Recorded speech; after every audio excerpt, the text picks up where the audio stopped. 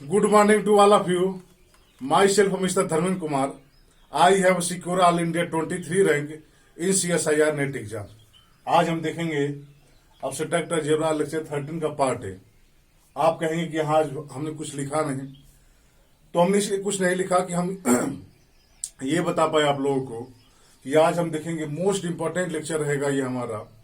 और मैं इसमें प्रयास करूंगा कि काउंटिंग ऑफ होमोमॉर्फिज्म पूरी अच्छी तरह से आपको सिखा पाऊं मैं. मतलब किसी फाइनाइट ग्रुप से किसी फाइनाइट ग्रुप में, या किसी इनफाइनाइट ग्रुप से किसी इनफाइनाइट ग्रुप में, तो हमने देख ही लिया है. किसी फाइनाइट ग्रुप से किसी फाइनाइट ग्रुप में कितने होमोमॉर्फिज्म एग्जिस्ट करेंगे, कितने वन होमोमॉर्फिज्म एग्जिस्ट करेंगे, कितने आंटो होमोमॉर्फिज्म एग्जिस्ट करेंगे, ये हम सिखाने का प्रयास करेंगे. और एक बात तो कंफर्म है कि अगर आप वीडियो अच्छे से देख लेते हैं तो फिर आपको काउंटिंग ऑफ होमोमॉर्फिज्म में, या वन होमोमॉर्फिज्म में, या आंटो होमोमॉर्फिज्म में, या आइसोमॉर्फिज्म में कहीं कोई दिक्कत नहीं आने वाली है. और पॉइंट जैसे एग्जाम की बात करें तो एग्जाम में तो इतने छोटे छोटे क्वेश्चन रहते हैं कि अगर आपको ये वीडियो हल्का सा भी याद रहे तो आप उसको 5 से 10 सेकंड में उन एग्जाम क्वेश्चन को आसानी से कर सकते हैं जो काउंटिंग ऑफ होमोमॉर्फिज्म चाहते हैं. तो आइए हम देखते हैं काउंटिंग ऑफ होमोमॉर्फिज्म का. पहला हमारा थ्योरम रहेगा fundamental theorem of group homomorphism. जो पहला थ्योरम रहेगा, क्योंकि ये थ्योरम हमारा अप्लाई होगा और ग्रुप होमोमॉर्फिज्म हम पढ़ते हैं, तो ये हमारा पहला थ्योरम है कि fundamental theorem of group homomorphism. कहीं कहीं किसी किसी बुक में इसको फर्स्ट आइसोमॉर्फिज्म थ्योरम भी कहा गया है. हम पहला थ्योरम देखते हैं. फंडामेंटल थ्योरम ऑफ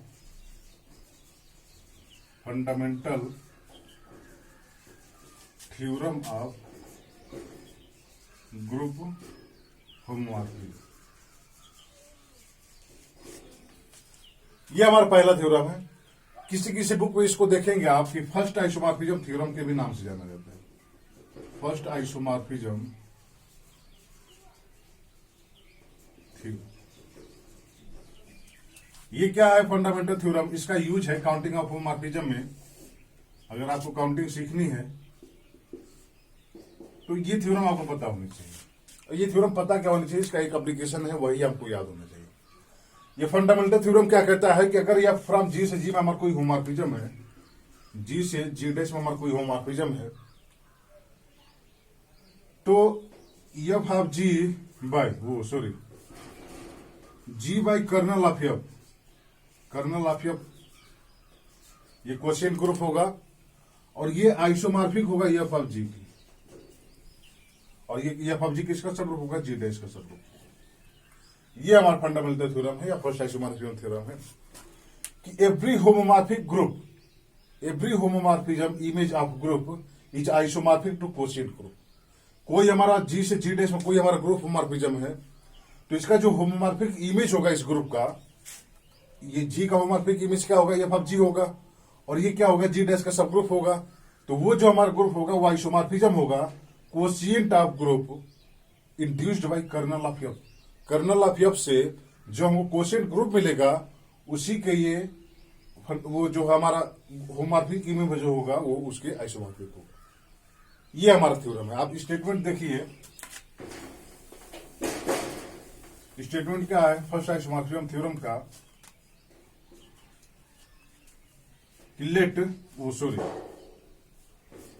स्टेटमेंट है homomorphic every homomorphic image of group is every homomorphic image of group is isomorphic to quotient group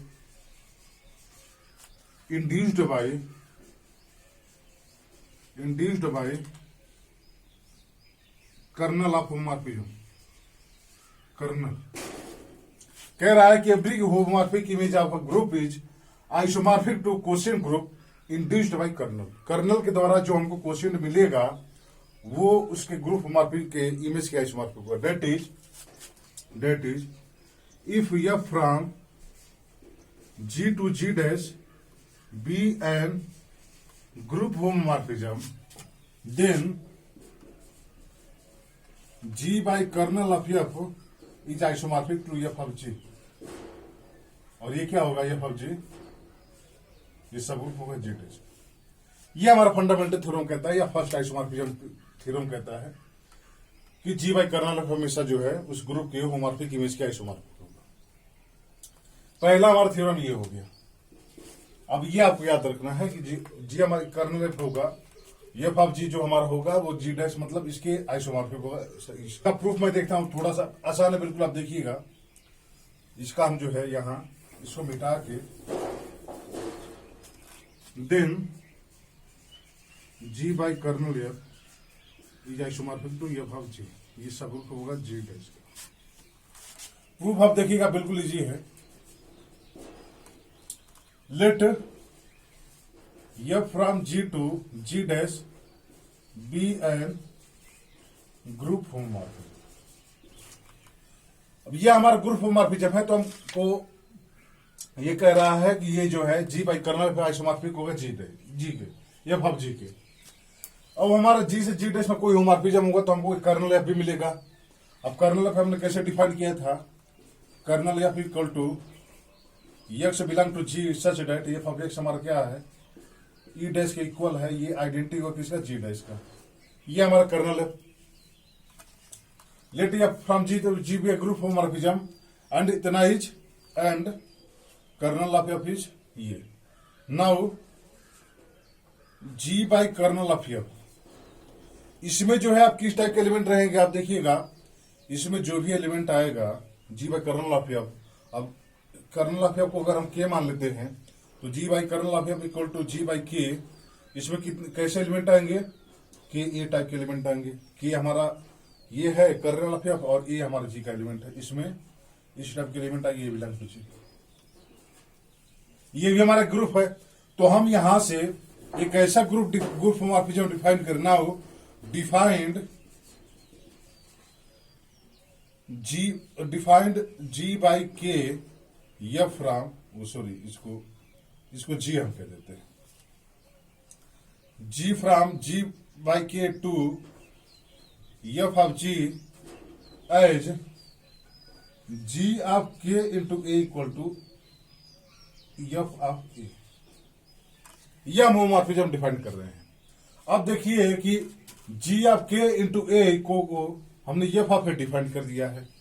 F of ए हमारा क्या है? जी से जी डैश में ग्रुप होमोमॉर्फिज्म है, ये हमको पता है। हमको ये दिखाना था कि जी बाई के इसके आइसोमॉर्फिक होगा। तो आइसोमॉर्फिज्म दिखाने के लिए हमको हम होमोमॉर्फिज्म 1-1 दिखाना है कि हमको एक होमोमॉर्फिज्म ऐसा मिल जाए कि जो 1-1 हो। हमने एक होमोमॉर्फिज्म डिफाइन कर लिया जी बाई के से F of G match G of K equal to F of A. अब ये हम होमोमॉर्फिज्म डिफाइन कर लिए हैं, तो आप देखिए कि ये होमोमॉर्फिज्म है कि नहीं। सबसे पहले हम ये चेक करें। तो नाउ फर्स्ट हमारा क्या रहेगा? होमोमॉर्फिज्म। तो जी ऑफ के ऑफ ए ओ के ऑफ बी। अब दो एलिमेंट को लेते हैं ना, तो कि इसमें के भी दो एलिमेंट लिए हैं। ये क्या हो जाएगा? जी ऑफ के ए बी, और ये इसमें डिफाइंड होकर क्या होगा? F of A B. अब एफ हमारा ग्रुप होमोमॉर्फिज्म है, तो इसको हम क्या लिख सकते हैं? F of A into F of B, क्योंकि एफ हमारा ग्रुप होमोमॉर्फिज्म है। और इसको हम क्या लिख सकते हैं? G of K of A into G of K of B. आप देखिए हमने जी ऑफ के ऑफ ए ओ के ऑफ बी लेके चला था और ये हमारा आ गया, तो यानी यहां से क्या हो गया?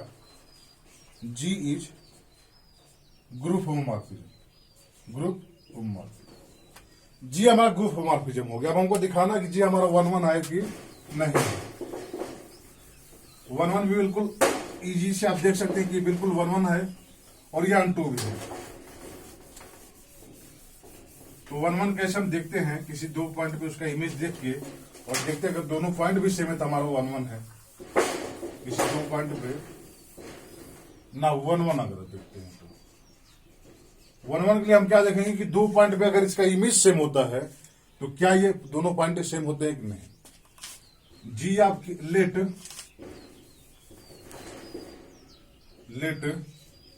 जी of K of A equal to G of K of B. दो पॉइंट पे इसका इमेज सेम है, तो यहां से क्या हो जाएगा? ये F of A equal to F of B हो जाएगा। क्योंकि ये फंक्शन ऐसे डिफाइंड ही है। मतलब क्या है कि K A equal to K B, आप पढ़े हैं वो क्वेश्चन ग्रुप में, H A equal to H B तभी होता है, वो सॉरी कि ए बी इनवर्स क्या है, एच में कंटेन हो जाए। तो अगर ये कंटेन होता तो ये इसमें होगा, और ये है तो ये इसमें है। तो ये हमारा हो गया कि ए बी इनवर्स के में कंटेन है, तो के इक्वल टू के बी हो गया। यहां से क्या हो गया, जी हमारा 1 1 हो गया, जी इज 1 1। ये हमारा क्या हो गया, जी हमारा 1 1 हो गया। और फंक्शन हम ऐसे डिफाइन किया जी बाई के से, एफ ऑफ जी में ऐसे हमारा क्या है कि जी, आप यहां से देखिएगा, आप जी बाई के से एफ ऑफ जी में कि as G of K of A equal to F of A. अब वही पॉइंट का इमेज हमको मिल रहा है जो पॉइंट हमारा एफ ऑफ ए है, और एफ ऑफ ए हमारा जी डैश का एक मेंबर होगा, और एफ ऑफ ए हमारा क्या होगा, एफ ऑफ जी डैश का सबग्रुप होगा, और इसमें क्या होगा, यही एफ ऑफ ए होगा। तो हम फंक्शन केवल वही डिफाइन किए हैं, केवल यहां तक एफ ऑफ जी तक। तो आप देखिए एफ ऑफ जी का कोई भी पॉइंट आप लेते हैं, एफ ऑफ जी का आप कोई भी पॉइंट लेंगे तो हमको के कैसा मिल ही जाएगा। एफ ऑफ जी का कोई भी पॉइंट लेंगे, सी कोई पॉइंट लेते हैं तो हमको के सी ऐसा मिल ही जाएगा कि फाई ऑफ के सी हमेशा क्या हो, सी के आई इक्वल हो। क्यों, क्योंकि हमने इमेज ऑफ जी का इमेज जितना मिल रहा है उतना ही हमने फंक्शन को डिफाइन किया है। इसका मतलब क्या हो गया कि फंक्शन हमारा अनटू भी है। तो ये हमारा फंक्शन 1 1 भी हो गया, हमारा फिर 1 1 अनटू भी हो गया। तो यहां से कह सकते हैं कि जी बाई के जो होगा वो आइसोमॉर्फिक होगा एफ ऑफ जी के। ये हमारा फंडामेंटल थ्योरम था ग्रुप होमोमॉर्फिज्म का, इसका यूज है, इसलिए हमने इसको देखा था। अब एक नोट और देखते हैं, उसके बाद हम जो है काउंटिंग ऑफ होमोमॉर्फिज्म की तरफ चलते हैं। और नोट हमारा क्या है, यहीं से निकला है वो नोट। ये नोट मोस्ट इंपॉर्टेंट है। अब आप समझिएगा कि ये नोट हमारा क्या कह रहा है। कह रहा है कि कोई भी हमारा ग्रुप है, हमने तो देख लिया fundamental theorem, every group is group homomorphic image of group is isomorphic to quotient of group induced by kernel. Kernel से इंड्यूस होने वाला जो कोशिएंट है उससे उसका जो ग्रुप होमोमॉर्फिज्म का इमेज होगा वो आइसोमॉर्फिक होगा। अब ये नोट ये कहता है कि अगर हमारा जी कोई भी ग्रुप है और जी डैश हमारा कोई भी ग्रुप है, और जी के जितने नॉर्मल सब ग्रुप हैं, अगर ये हमारा कोई नॉर्मल सब ग्रुप है जी का, जी कोई नॉर्मल सब ग्रुप है और जी से जी डैश हमको एक ग्रुप होमोमॉर्फिज्म मिल रहा है, तो हमको एक ग्रुप होमोमॉर्फिज्म ऐसा जरूर मिलेगा कि उसका यच जो है कर्नल हो जाएगा।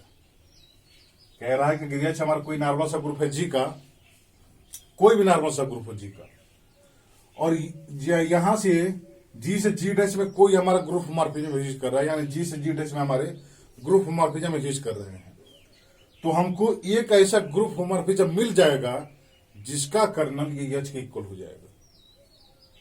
अब ये सोचिए, नोट हमारा लिख लीजिए, आपको समझ में आ जाएगा कि let H be an normal group of G and F from G से जी डैश में G dash be group homomorphism, then there exists a group homomorphism from group homomorphism from G to G dash such that kernel of that homomorphism is equal to h। ये कह रहा है कि अगर यह हमारा कोई भी नॉर्मल सब ग्रुप है और यह फ्रॉम जी से जी डैश में कोई भी हमारा होमोमॉर्फिज्म है, then there is a group homomorphism from G to G dash such that kernel of that homomorphism is equal to H. यानी यह फ्रॉम जी से जी हमारा कोई भी ग्रुप होमोमॉर्फिज्म कर रहा है और यह हमारा नॉर्मल सब ग्रुप है जी का, तो हमको जी से जी डैश में एक होमोमॉर्फिज्म ऐसा मिल जाएगा कि जिसका कर्नल हो जाएगा एच। अब देखिए यहीं से हमारा काउंटिंग शुरू होगा कि हम कैसे काउंट करेंगे। ये नोट कहता है कि हमारा कोई भी नॉर्मल सब ग्रुप है तो उसके करस्पॉन्डिंग हमको एक होमोमॉर्फिज्म मिलेगा कि उसका हम कर्नल इसको बना सकते हैं।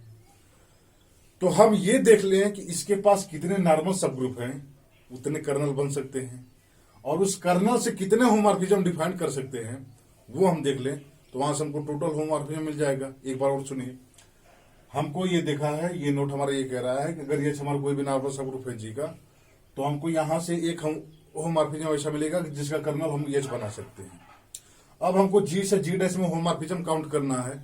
हम ये काउंट कर लें कि ये जो हमारा अगर कर्नल हो जाता है एच, तो एक हमको होमोमॉर्फिज्म मिलेगा जिसका ये कर्नल हो जाएगा, और जो हमारा होमोमॉर्फिज्म मिल रहा है उसकी पॉसिबिलिटी कितनी है, अगर वो हम काउंट कर लें तो जितने इसके नॉर्मल सब ग्रुप होंगे सबकी पॉसिबिलिटी काउंट कर लेंगे और सबको ऐड कर लेंगे, तो हमारा टोटल होमोमॉर्फिज्म मिल जाएगा G to G dash. Sorry, to count homomorphism from G to G dash.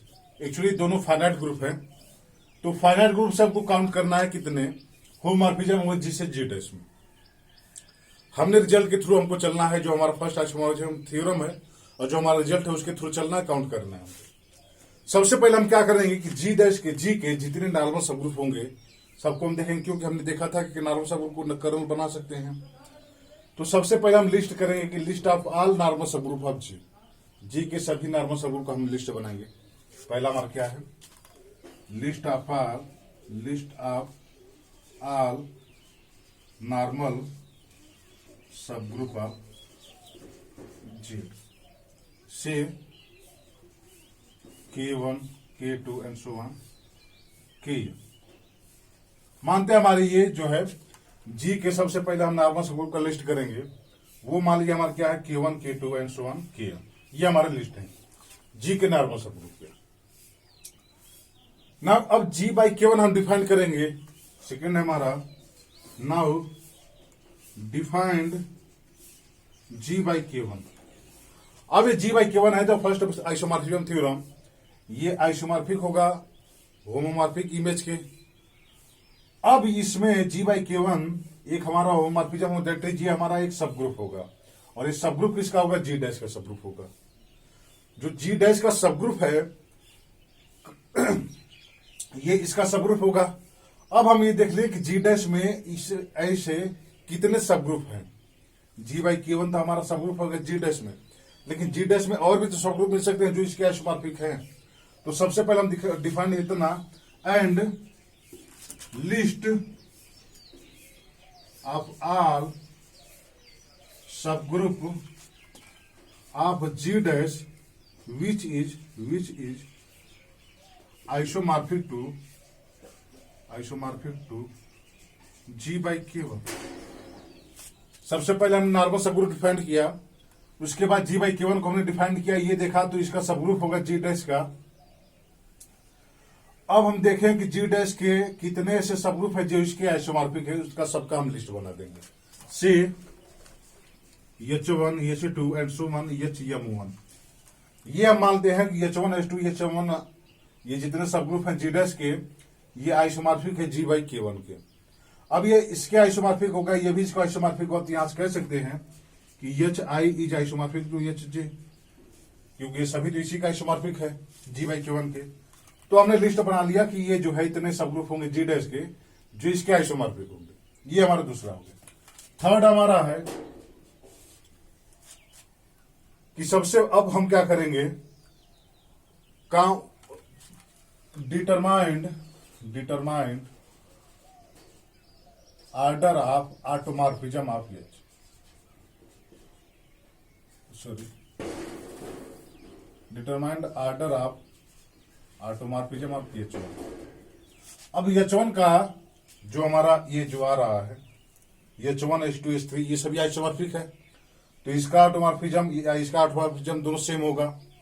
तो कह रहा है कि अब हमको क्या करेंगे, तीसरा में क्या करना है कि जो हमारा H1 है या HI यहां लिख सकते हैं, उसका हमको ऑटोमॉर्फिज्म निकालना है। इसका मानते हैं इससे हम मान लेते हैं क्या, इसका ऑटोमॉर्फिज्म T1। अगर इसका ऑटोमॉर्फिज्म T1 तो defined N1 equal to M1 into T1। यह हमने डिफाइंड किया N1 equal to M1 into T1। ये T1 ही हमने K1 को लिया, K1 से हमने डिफाइंड किया जी by K1, ji by K1 वो हमारा सब ग्रुप रहा कि जी डैश में जितने इसके सब ग्रुप आ रहे हैं, कितने सब ग्रुप इसके आ रहे हैं, इसको हमने यमोन मान लिया है। मतलब H1 H2 H1 that is यमोन सब ग्रुप हैं। यमोन सब ग्रुप हैं जो जी बाई K1 का आइसोमॉर्फिक है जी डैश में। यमोन हमारा वो है। T1 हमारा है जो हमारा HI आ रहा है, उसका एक ऑटोमॉर्फिज्म क्या है उसको हमने प्रोटेक्ट कर लिया, तो हमने डिफाइन कर दिया ये अननोन। अब ये अननोन ऐसा नंबर हो गया कि K1 से जी से जी डैश में अगर हमारा कर्नल अगर हमारा K1 हो जाता है, तो इस K1 कर्नल से कितने होमोमॉर्फिज्म यहां से यहां डिफाइंड होंगे, ये हमारा नंबर हो गया ये unknown. Similarly, we proceed and find n2, n3 and so on n। हमने n1 ऐसे दिखा दिया कि n1 हम सही से फाइंड आउट करेंगे। सिमिलरली हम n2, n3 and so on n निकालेंगे। Now all homomorphism from G to G dash is, अब क्या करेंगे हम, sum of n i equal to n2 that is n1 plus n2 plus n। यही हमारा homomorphism होगा। सबसे हम पहले क्या करेंगे हम कि जी के सभी नॉर्मल सबग्रुप का लिस्ट बनाएंगे। अब एक नॉर्मल सबग्रुप को लेके देखेंगे कि कितने ऐसे सबग्रुप मिल रहे हैं जी डैश में जो इसका आइसोमॉर्फिक है, उनका लिस्ट बनाएंगे। मान लीजिए हमारा यमोन आ रहा है, उसके बाद हम जो सबग्रुप इसका आइसोमॉर्फिक आ रहे हैं उनका हम ऑटोमॉर्फिज्म निकालेंगे। ऑटोमॉर्फिज्म H1 या H2 किसी का भी, और जो हमारा ऑटोमॉर्फिज्म आएगा उसका इसमें प्रोडक्ट कर देंगे। ये ऐसा क्यों कर रहे हैं, क्योंकि हमको ये देखना है कि K1 को अगर हम कर्नल मान लें, तो K1 को कर्नल मारने के बाद कितने होमोमॉर्फिज्म वैसे मिल सकते हैं। तो वहां से हमको n1 मिल गया कि n1 होमोमॉर्फिज्म ऐसे मिलेंगे कि जिसको हम कर्नल F मान के और ये सब प्रूव कर सकते हैं। सिमिलरली हम n2 निकालेंगे, वैसे K2 को हम जो है उसका नॉर्मल सब ग्रुप मान के उसके बाद उसका कर्नल K2 को मान के ये सब फाइंड आउट करेंगे। सिमिलरली n3 और n निकालेंगे, सबका एडिशन कर लेंगे तो हमको क्या मिल जाएगा, number of homomorphism from G to G dash. Example देखिए, आपको एग्जाम्पल के थ्रू अच्छे से समझ में आएगा। एग्जाम्पल के थ्रू हमको बिल्कुल अच्छे से समझ में आएगा। देखिएगा,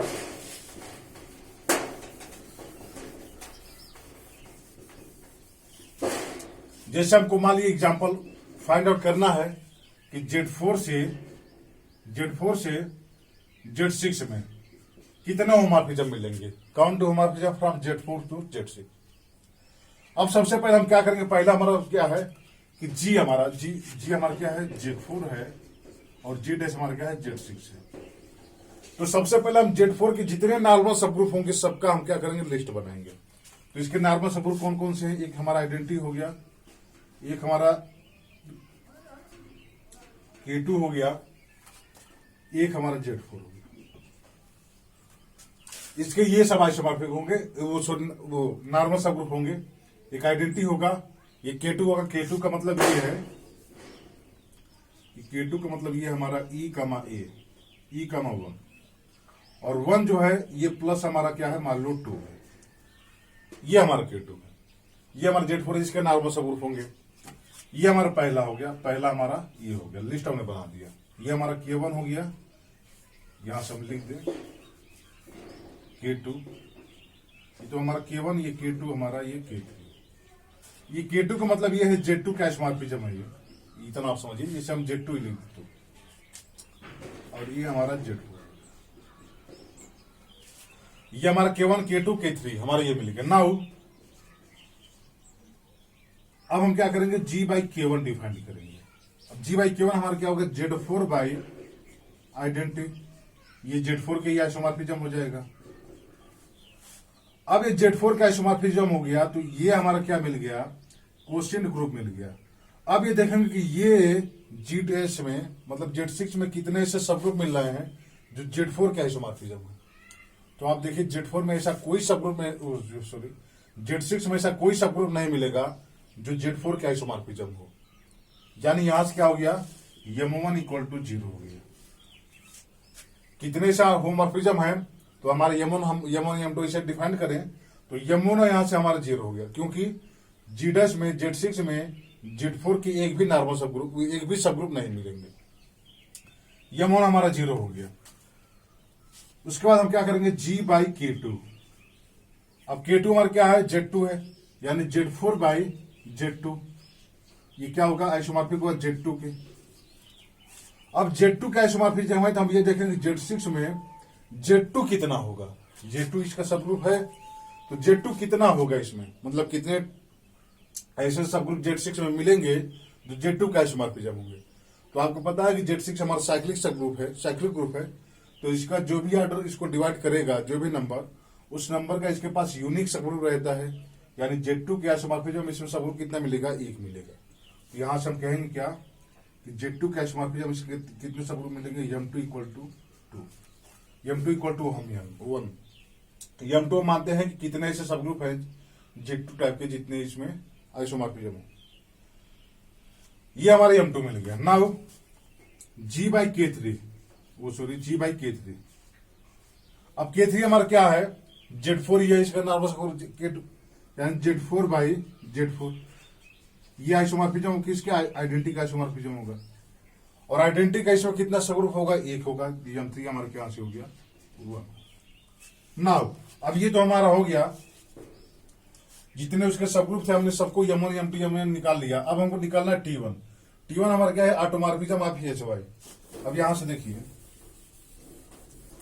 नाउ अब T1 अगर हम निकालें तो यहां से देखिए M1 × T1 करेंगे तो ये हमारा 0 हो जाएगा। तो T1 हम निकालें ना निकाले कोई हमारा फायदा नहीं है, बट देख भी लेते हैं। T1 = क्या हो जाएगा, हमारा ऑटोमॉर्फिज्म ऑफ। अब हमको क्या मिला है, HI, यानी ये Z4, ये हमारा ये है ना Z4 पे।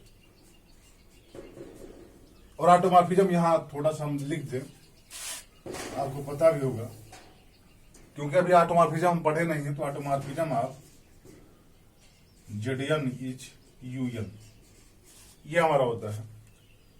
और ये order of automorphism of ZN आप जानते हैं कि ऑर्डर ऑफ UN के इक्वल होगा। और ये हमारा क्या हो जाएगा, आइलर 5 फंक्शन। पहला हमारा ये है। दूसरा हमारा ऑटोमॉर्फिज्म ऑफ K4 = 6 होता है, इसका ऑर्डर। और जो अभी हम जैसे जैसे आएगा उसे देखेंगे। तो T1 हमारा क्या हो जाएगा, ऑटोमॉर्फिज्म ऑफ Z4। Z4 का ऑटोमॉर्फिज्म क्या हो जाएगा, ऑर्डर ऑफ U4। और ये क्या हो जाएगा, 5/4। और 5/4 हमारा क्या हो जाएगा, आइलर 5 फंक्शन 4 का क्या हो जाएगा, 5/2 का स्क्वायर। ये क्या हो जाएगा, 2 का स्क्वायर × 1 - 1/2। 2 में से 2 1/2 और 2 यानी 2 हो गया हमारा। यानी इसका T1 हमारा क्या हो गया, ऑटोमॉर्फिज्म Z4 क्या हो गया हमारा, 2 हो गया। नाउ इसको हम मिटा दिया, इसकी जरूरत नहीं है। अब ये ऑटोमॉर्फिज्म हमारा T1 हो गया 2, तो जो हमारा M1 होगा वो क्या हो जाएगा, M1 × T1। M1 हमारा क्या है, 0 है, तो ये 0 × T1 = 0। M1 हमारा 0 हो गया। Now T2 = automorphism of, automorphism Z2 का होगा, क्योंकि H का हमको ऑटोमॉर्फिज्म देखना है। Z6 में कौन से सब ग्रुप है जिसके आइसोमॉर्फिक है, तो इसका हमको क्या देखना है, ऑटोमॉर्फिज्म देखना है। तो ऑटोमॉर्फिज्म Z2 क्या हो जाएगा, ये 1 हो जाएगा। यहां से 5/2 का 1 हो जाएगा। तो यहां से क्या हो जाएगा, M2 = ये sorry M2 = M2 × T2। M2 हमारा क्या है, 1 है, 1.1 यानी 1 हो गया। सिमिलरली T3 अगर हम डिफाइन करें ऑटोमॉर्फिज्म आइडेंटिटी का, तो ये क्या हो जाएगा हमारा, ये 1 हो जाएगा। और यहां से क्या हो जाएगा हमारा, M3 = 1 × 1 = 1। तो हमारा क्या हो जाएगा, टोटल होमोमॉर्फिज्म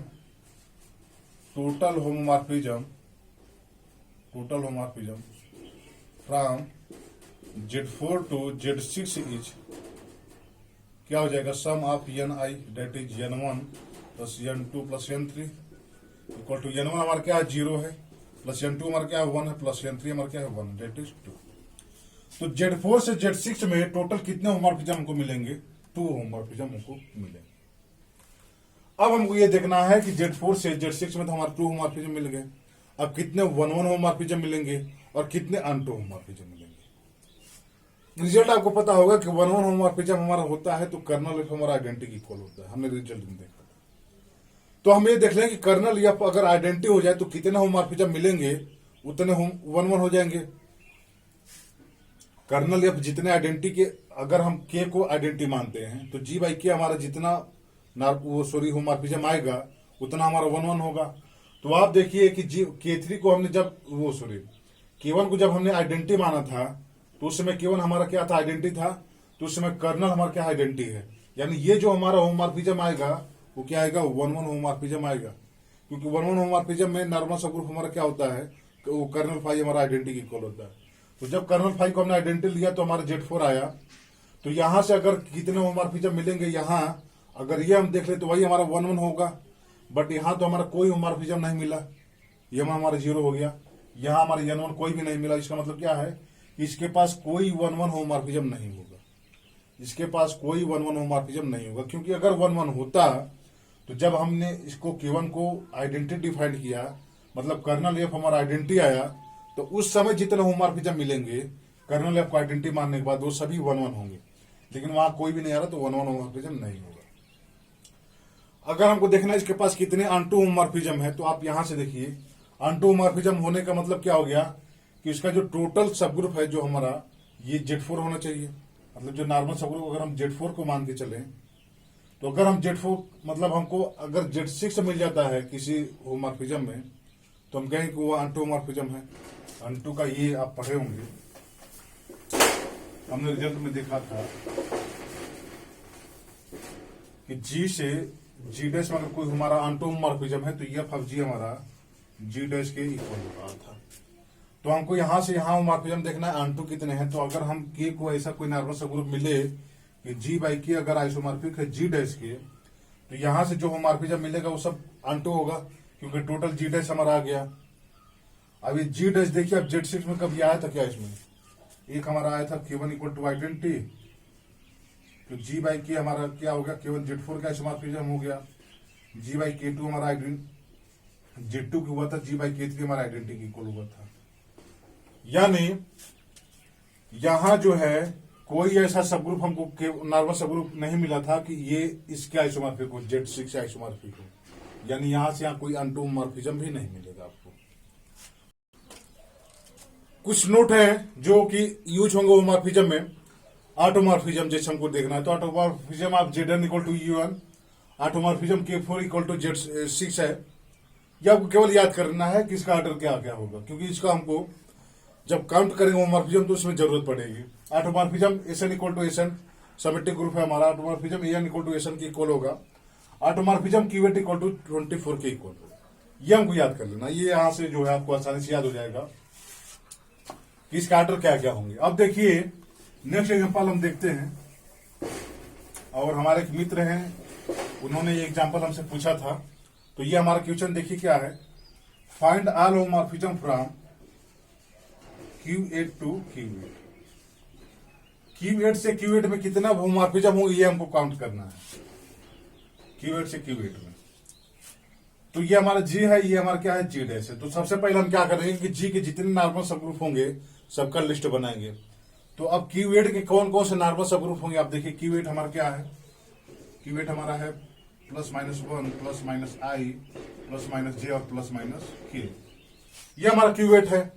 इसके नॉर्मल सबग्रुप कौन कौन से थे, हम K1 हमारा क्या है आइडेंटिटी है, K2 हमारा क्या है +-1 है, K3 हमारा क्या है +-1 +-I है, K4 हमारा क्या है +-1 +-J है, K5 हमारा क्या है +-1 +-K है, और K6 हमारा क्या है, टोटल हमारा Q8 है।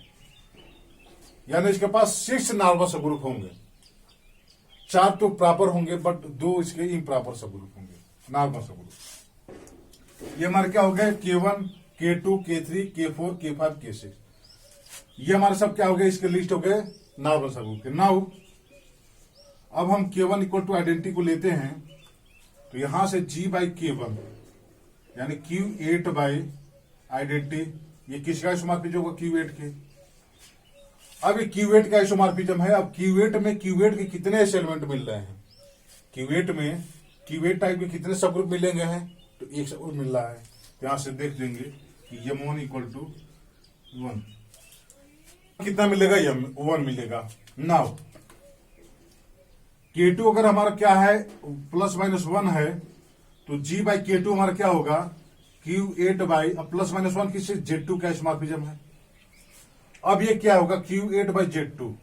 अब यहां देखिए पॉसिबिलिटी क्या है कि इसका ऑर्डर 8 है, इसका ऑर्डर 2 है, तो इसका ऑर्डर क्या हो जाएगा, क्वेश्चन ग्रुप का 4 होगा। कोई 4 ऑर्डर का हमारा ग्रुप है, तो या तो वो 2² होगा, या तो वो हाँ ये होगा, यानी या तो वो अबेलियन ग्रुप होगा या तो साइक्लिक ग्रुप होगा, इसके अलावा कोई दूसरा नहीं हो सकता है। अगर वो साइक्लिक है तो ऑर्डर 4 Z4 का आइसोमॉर्फिज्म होगा, और अगर वो अबेलियन है तो 2² का p² का फॉर्म का होगा। अब देखिए कि ये साइक्लिक तब होगा जब इसके पास 4 ऑर्डर का एक एलिमेंट होगा। जो Q8 बाई हमारा Z2 है, इसमें कौन कौन से एलिमेंट होंगे, आप इसको हम Z2 को S मान लेते हैं, तो हमारा क्या होगा AH टाइप का एलिमेंट होगा, ये हमारा Q8 का, यानी क्या होगा 1 और -1 को छोड़ के H, IH, JH और KH, ये इसके एलिमेंट होंगे।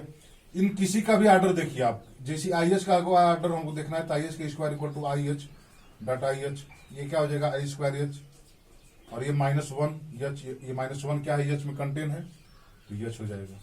यानी सभी एलिमेंट का ऑर्डर 2 है, ये साइक्लिक नहीं होगा, तो साइक्लिक नहीं होगा तो किसके इक्वल हो गया 2², यानी अबेलियन ग्रुप होगा। ये अबेलियन होगा तो ये क्लेविन 4th ग्रुप का आइसोमॉर्फिज्म होगा, यानी एक आइसोमॉर्फिज्म होगा किसके, Q4 के।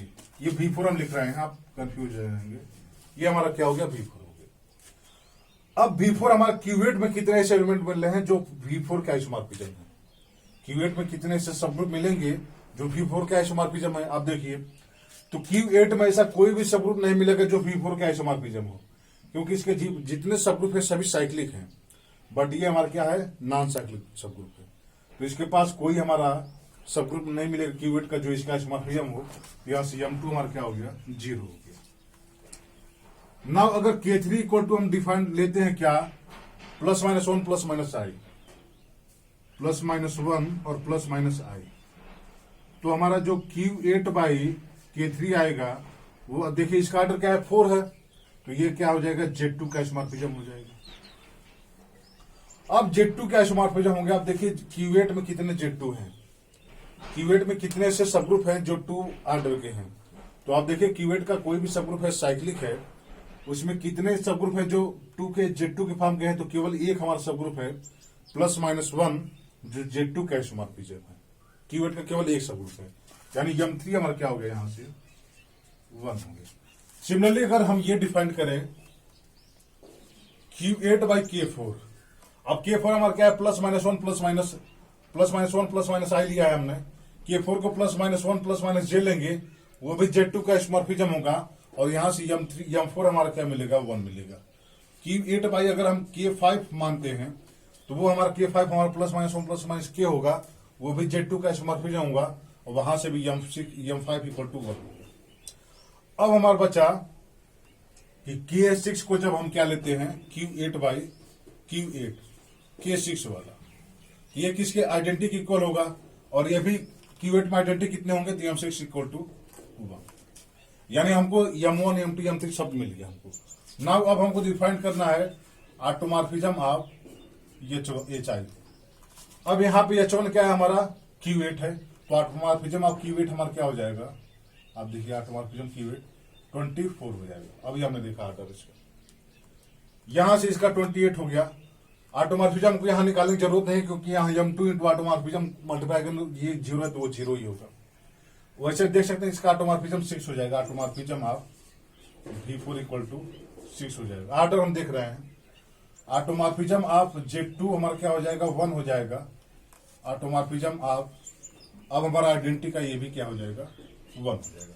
तो टोटल जो सब ग्रुप होंगे, टोटल होमॉर्फिज्म होंगे कितने होंगे, n1 equal to n1 m1 into T1, तो यहां क्या करें +m2 into T2 +m3 into T3 +m4 T4 +m5 T5 plus M6 into T6, ये हमारा है।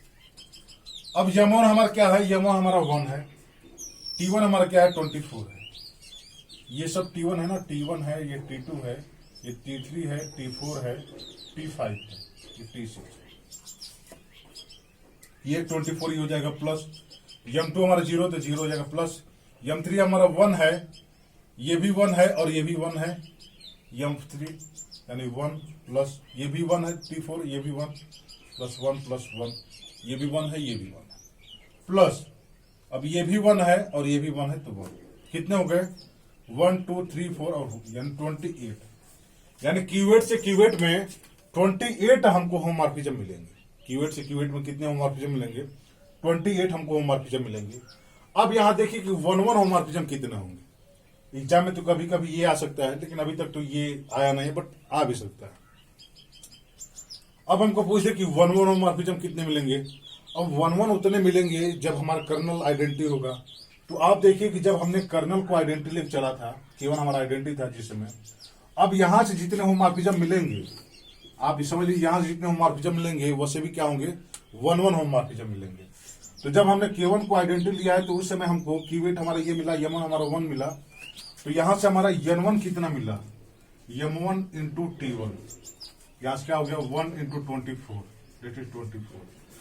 यानी जब हमने कर्नल आइडेंटिटी लिया है तब हमको 24 होमोमॉर्फिज्म मिल रहे हैं, यानी 1 1 होमोमॉर्फिज्म इसके पास कितने हैं 24। यहां लिख सकते हैं कि 1 1 होमोमॉर्फिज्म इज 1 1 इज 24 होमोमॉर्फिज्म ऐसे जो 1 1 है। अब हमको ऑन देखना है। ऑन होमोमॉर्फिज्म वो होगा कि उस समय सॉरी ऑन होमोमॉर्फिज्म तब हमको मिलेगा कि जब हमारा G बाई के ऐसा हो कि वो G बाई के हमारा ऐसा हो कि वो G डैश का आइसोमॉर्फिज्म हो जाए। हमारे के वो सब नॉर्मल सब ग्रुप आने चाहिए कि जब G बाई के हमारा G डैश का आइसोमॉर्फिज्म हो रहा है तो के हमारा जो होगा उस समय जितना होमोमॉर्फिज्म मिलेगा वो हमारा अंटू होगा। तो आप देखिए कि कब हमको करने पे की वेट मिल रहा है, G बाई के हमको कब की वेट मिल रहा है। तो एक तो यहां मिल रहा है कि जब हमारा K1 आइडेंटिटी है तो की वेट मिल रहा है, यानी ये हमारा सब ग्रुप मिल जा रहा है, यानी ये जो होमोमॉर्फिज्म मिलेगा वो अंटू भी होगा। उसके बाद हम कोई ऐसा सब ग्रुप में नहीं मिला कि वो जो है की वेट का आइसोमॉर्फिज्म हो जाए, मतलब ये जो हमारा V4 मिल रहा है या ये मिल रहा है ये कभी की वेट का आइसोमॉर्फिज्म नहीं है, केवल यही है। तो यहां से क्या होगा कि इसके पास अंटू होमोमॉर्फिज्म कितने हो जाएंगे, जो यहां से यहां हो जाएगा, और अंटू होमोमॉर्फिज्म कितने हैं 24 ये है। यहां से क्या कह सकते हैं कि अंटू होमोमॉर्फिज्म कितने हो जाएंगे 24 ही अंटू होमोमॉर्फिज्म। यानी ये जो हमारा 1 1 होगा, अब वैसे भी देख रहे हैं ना आप ऑर्डर सेम है, अगर कोई होमोमॉर्फिज्म हमारा 1 1 हो जाता तो अंटू भी होगा, वो फाइनाइट ग्रुप की बात है। तो अब देखिए कि 24 1 1 थे तो 24 क्या हो जाएंगे अंटू भी हो जाएंगे। बट यहां से भी आप काउंट करना सीखिए। हम जब 1 1 देखेंगे तब हमको कर्नल देखना है और अंटू देखना है, तो हमको वो सब ग्रुप देखना है कि जिसके करस्पॉन्डिंग हम क्वेश्चन लेने पर हमको होल ग्रुप ये G डैश मिल जाए। तो हमको आइडेंटिटी लेने पर ही होल सब ग्रुप मिला। अब यहां से जितने सब ग्रुप मिलेंगे वो सब अंटू होंगे, यहां से अंटू हमारा क्या हो गया 24 हो गया। अब आप सोचिए कि कोई भी सब ग्रुप कोई भी ग्रुप आपको दिया है तो आप बिल्कुल आसानी से उसके होमोमॉर्फिज्म काउंट कर सकते हैं कितने होमोमॉर्फिज्म होंगे। हमें 2 एग्जांपल करवा दिए, थ्योरी आपको दे दी है और थ्योरी से आप जो है बिल्कुल आसानी से काउंट कर सकते हैं। हम रिजल्ट लिखवा दे रहे हैं कि रिजल्ट जो है, और कोई दिक्कत होगी तो आप कमेंट करके जरूर हमको बताइए, हम उसको जो है और सुधारने का प्रयास करेंगे। अब हम जो है रिजल्ट लिखे some example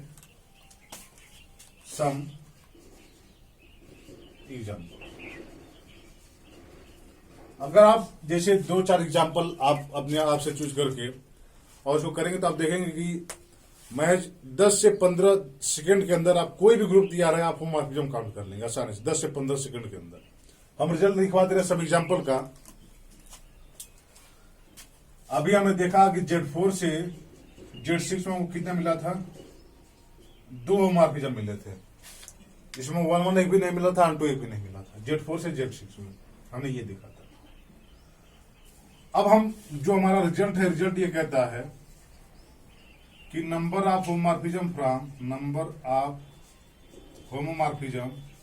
from Z4 to Z6 is GCD of 4,6। कोई हमारा दो साइक्लिक सबग्रुप दिया है, उसका ऑर्डर अगर हमारा यम और यन है, जैसे जेडीएम और जेडीएन हम करते हैं, तो इसका जीसीडी क्या हो जाएगा, यम का यन का जीसीडी आएगा उतने होमोमॉर्फिज्म मिलेगा। पहला हमारा है। अब ऐसा क्यों है, आप देखिए कि जेडीएम को सबसे पहले हमको नॉर्मल सबग्रुप निकालना है कि कौन कौन से ऐसे नॉर्मल सबग्रुप है जेडीएम के पास। जब जेडीएम के पास आप नॉर्मल सबग्रुप निकाल लेंगे तो G/K1, G/K2, G/K3 सब डिफाइन करेंगे और देखेंगे कि जेडीएन में कितने ऐसे हैं। तो अब जेडीएन में कितने होंगे, जितना इसका डिवाइजर आप देखिए Z6 में 4 का जो है Z2 इसमें मिला था, Z4 इसमें नहीं मिला था। ऐसे जेडीएम में कुछ मिल सकते हैं, कुछ नहीं मिलेंगे, तो जो मिलेंगे उसको हम काउंट करेंगे तो जीसीडी आप यम का यन के इक्वल होगा। तो अगर आपकी एग्जांपल अगर आ जाए कि find all homomorphism from Z10 to Z20, अब Z10 से Z20 में कितना होमोमॉर्फिज्म ये हमको काउंट करना है। तो एक तो तरीका ये है कि आप जीसीडी निकाल दीजिए 10 और 20 का, ये जितना आएगा वो हो जाएगा। दूसरा तरीका ये है कि इसके जितने नॉर्मल सबग्रुप हैं सबको आप लिखिए और सबको लिखने के बाद G/K1, G/K2, G/K3 डिफाइन करिए, फिर वहां से M1 और T1 की वैल्यू निकाल के मल्टीप्लाई करके ऐड कर दीजिए, वहां से हमको ये मिल जाएगा। तो ये हमारा है 1-1 देखना है तो 1-1 यहाँ कोई मिलेगा नहीं। आपको पता है कि अगर फाइनाइट ग्रुप से 1-1 कोई होमोमॉर्फिज्म मिल जाता है तो 1-2 भी होता है, तो यहाँ से 1-1 और 1-2 कोई मिलेगा क्योंकि इसका ऑर्डर डिफरेंट है। सेकेंड हमारा है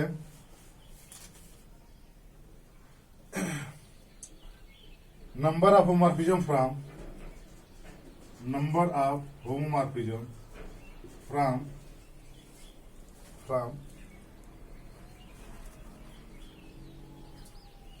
SN to ZM। SN to ZM is, ये क्या हो जाएगा, 1 हो जाएगा अगर यम हमारा आड हो, और ये 2 हो जाएगा जब यम हमारा क्या हो, इवन।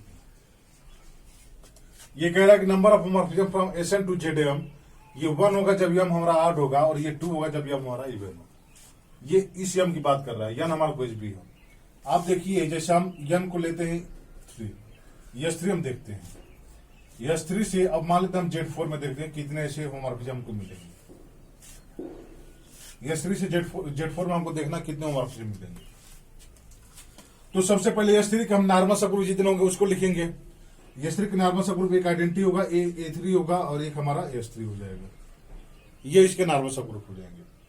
ये हमारा K1 हो गया, K2 हो गया और K3 हो गया हमारा। जब हमारा S3/K1 आप डिफाइन करेंगे तो आप देखिए S3 हो जाएगा। S3 कभी Z4 में होगा, ये Z किसी भी ZM में नहीं होगा, यानी यहां से M1 क्या हो गया हमारा 0 हो गया। S3 अगर आप K2 डिफाइन करते हैं तो हमारा क्या हो जाएगा A3, और S3/A3 हमेशा Z2 का होमोमॉर्फिज्म होता है। और Z4 में Z2 कितना होगा, M2 इक्वल टू हमारा 1 हो गया। और S3/S3 ये हमारा क्या आइडेंटिटी है, और ये आइडेंटिटी Z4 में कितना है 1 है, यानी M3 हमारा 1 है। अब ऑटोमॉर्फिज्म इसका तो ये 0 ही हो गया, इसका कोई मतलब नहीं। इसका ऑटोमॉर्फिज्म 1 है, डॉट 1 करेंगे। इसका ऑटोमॉर्फिज्म 1 डॉट 1 करेंगे तो कितने होमोमॉर्फिज्म मिल जाएंगे, 2 होमोमॉर्फिज्म मिल जाएंगे, 1 + 1। तो आप देखिए कि जब हमने यहाँ इवन लिया 4 लिया तब यहां हमको 2 मिला। 2 क्यों मिला, क्योंकि यहां हमको Z2 एक ऐसा मिल गया कि Z2 इसमें अगर ये हमारा इवन होता है तो हमको Z2 इसमें मिलेगा, तो हमारा 2 हो गया। अब सोचिए अगर ये 8 होता है तो Z2 इसमें नहीं मिलेगा। अब Z2 इसमें नहीं मिलेगा तो M2 भी हमारा क्या हो जाएगा, 0 हो जाएगा। तो ये हमारे M1 भी 0 हो जाएगा, M2 भी 0 हो गया, तो बचे क्या, केवल 1। तो यहां से है कि अगर यम हमारा 8 होता है तो केवल 1 होमोमॉर्फिज्म मिलेगा, और अगर यम हमारा इवन होता है तो हमको 2 होमोमॉर्फिज्म मिलेगा। 1-1 कितने होंगे, 1-1 तब होंगे जब हमारा कर्नल आइडेंटिटी हो। जब कर्नल हमने आइडेंटिटी लिया तो देखा कि G/K1 S3 M1 हमारा 0 है, यानी 0 होमोमॉर्फिज्म इसमें 1, यानी 1-1 कोई नहीं मिलेगा। अनटू तब मिलेगा जब ये होल ग्रुप आ जाए, होल ग्रुप कभी नहीं आ रहा तो अनटू भी हमको नहीं मिलेगा। ये हमारा क्या है, जेडीएम SN से जेडीएम में कितने सब ग्रुप होंगे, या तो आप ऐसे फाइंड आउट कर सकते हैं या वो रिजल्ट याद कर सकते हैं। ये इसलिए है कि अगर आपको याद करना अच्छा लगता है तो आप मतलब जल्दी से याद करके आप जो है क्वेश्चन को कर सकते हैं। तीसरा हमारा है, देखते हैं क्या तीसरा, सॉरी पेज हमारा